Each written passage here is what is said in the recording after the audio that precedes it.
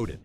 Odin is basically the all-seeing CEO of Asgard, except instead of coffee and spreadsheets, he runs on wisdom, ravens, and the occasional human sacrifice. Known as the All-Father, Odin's thing was knowledge. He wanted it so badly he literally plucked out his own eye and tossed it into Mimir's well for a sip of wisdom water. That's like trading your left AirPod for access to Google forever. And he didn't stop there. He also hung himself on the World Tree, stabbed by a spear, for 9 days and nights just to learn the runes. Dedication or insanity? Hard to tell, but hey, it worked. He wasn't all about book smarts, though. Odin was also a war god, choosing who lived and who died in battle. His Valkyries would scoop up fallen warriors and bring them to Valhalla, his afterlife warrior club where the main activity was drinking, fighting, and drinking again. Imagine CrossFit, but with axes and infinite mead. But here's the twist. Odin wasn't your typical good guy god. He was sneaky, manipulative, and always scheming. He'd use disguises, riddles, and deals to get what he wanted, usually leaving chaos behind. Kind of like that one friend who helps you move but steals your pizza slices when you're not looking. Still, without Odin's constant quest for wisdom, the Norse cosmos would have fallen apart way sooner than Ragnarok. So, eye or not, he earned his place as the top god. Thor.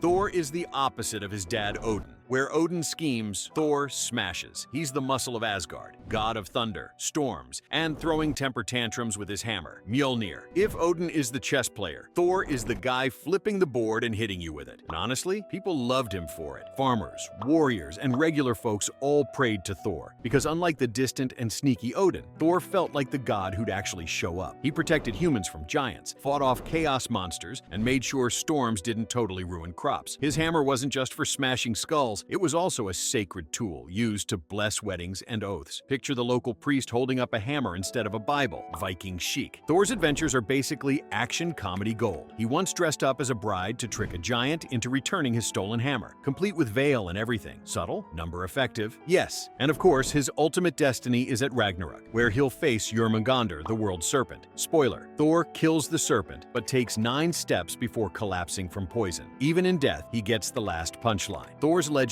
is proof that sometimes brute force really is the answer. Loki. Now, for Loki, the chaos machine of Norse mythology. He's not technically a god, more like a shape-shifting troublemaker who the gods tolerated until they didn't. Loki could be funny, clever, and even helpful, but most of the time he was one bad idea away from starting the apocalypse. He's the guy who cut off Sif's golden hair just for laughs, then had to scramble to get magical replacements from dwarves. He's the guy who tricked giants, but also occasionally tricked the gods, and somehow always wiggled out of punishment, until, of course, he went too far. Loki's children, the wolf Fenrir, the serpent Jormungandr, and Hel, queen of the Underworld, were all disasters waiting to happen. And guess who was blamed when they inevitably caused chaos? Yep, Dad of the Year, Loki. His big downfall came after he engineered the death of Baldur, the shining, beloved god. That crossed the line. The gods tied him up in a cave with venom dripping on his face for eternity. His wife stayed by his side, catching the poison in a bowl, but every time she emptied it, drops hit his skin, and he writhed so violently, people said that's what caused earthquakes. Basically,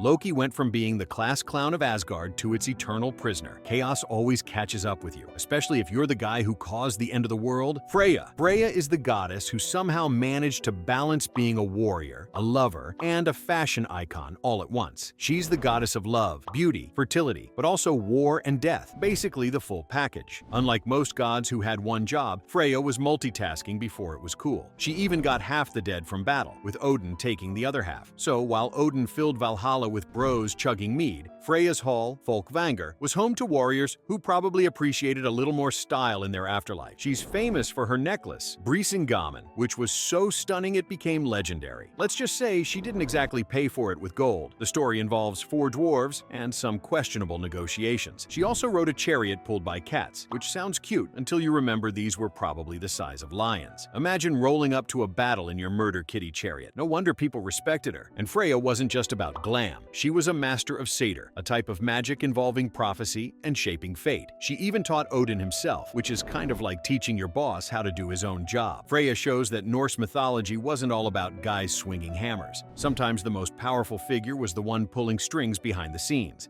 Balder. Balder was the golden boy of Asgard, literally. He was so handsome, pure, and radiant that everyone loved him. He was the god of light, joy, and basically everything good in the world. If Norse mythology was a high school, Balder was the popular quarterback, prom king, and straight-A student rolled into one. Naturally, that made his death the saddest story in all of Norse myth. He began having dreams about his own death, which freaked out his mom, Frigg. Determined to protect him, she made everything in the world swear never to hurt Balder. Fire, water, metal, stones, all of it promised not to harm him. The gods tested it by throwing spears and rocks at him for fun, and sure enough, nothing worked. He became the Asgardian equivalent of Superman, except she forgot one tiny detail, mistletoe, and Loki, being Loki, noticed. He crafted a dart out of mistletoe and gave it to Balder's blind brother Hodor, guiding his hand. The dart struck, Balder dropped dead, and all of Asgard wept. His death was the first domino that led to Ragnarok, from sunshine and joy to triggering the apocalypse.